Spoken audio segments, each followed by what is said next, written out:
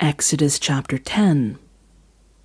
Then the Lord said to Moses, "Go to Pharaoh, for I have hardened his heart and the hearts of his officials, so that I may perform these signs of mine among them, that you may tell your children and grandchildren how I dealt harshly with the Egyptians, and how I performed my signs among them, and that you may know that I am the Lord." So Moses and Aaron went to Pharaoh and said to him, "This is what the Lord, the God of the Hebrews, says. How long will you refuse to humble yourself before me? Let my people go, so that they may worship me. If you refuse to let them go, I will bring locusts into your country tomorrow. They will cover the face of the ground so that it cannot be seen.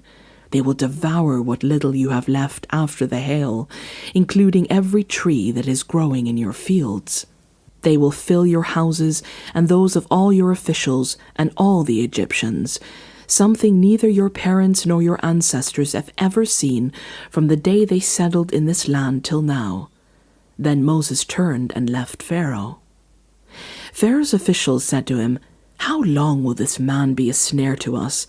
Let the people go so that they may worship the Lord their God.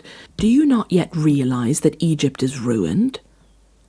Then Moses and Aaron were brought back to Pharaoh. "Go, worship the Lord your God," he said, "but tell me who will be going." Moses answered, "We will go with our young and our old, with our sons and our daughters, and with our flocks and herds, because we are to celebrate a festival to the Lord." Pharaoh said, "The Lord be with you. If I let you go, along with your women and children, clearly you are bent on evil. No, have only the men go and worship the Lord, since that's what you have been asking for." Then Moses and Aaron were driven out of Pharaoh's presence. And the Lord said to Moses, "Stretch out your hand over Egypt, so that locusts swarm over the land, and devour everything growing in the fields, everything left by the hail." So Moses stretched out his staff over Egypt, and the Lord made an east wind blow across the land all that day and all that night. By morning the wind had brought the locusts. They invaded all Egypt and settled down in every area of the country in great numbers. Never before had there ever been such a plague of locusts, nor will there ever be again. They covered all the ground until it was black. They devoured all that was left after the hail, everything growing in the fields and the fruit on the trees. Nothing green remained on tree or plant in all the land of Egypt. Pharaoh quickly summoned Moses and Aaron and said, "I have sinned against the Lord your God and against you.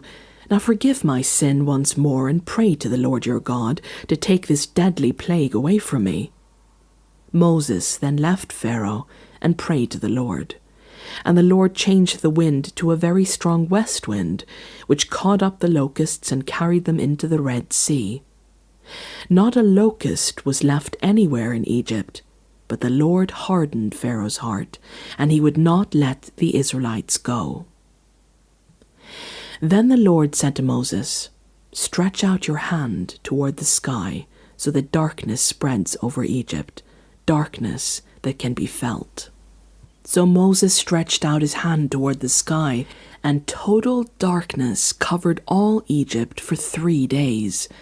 No one could see anyone else or move about for 3 days, yet all the Israelites had light in the places where they lived.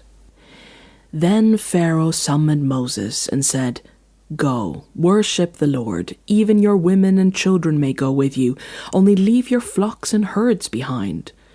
But Moses said, "You must allow us to have sacrifices and burnt offerings to present to the Lord our God.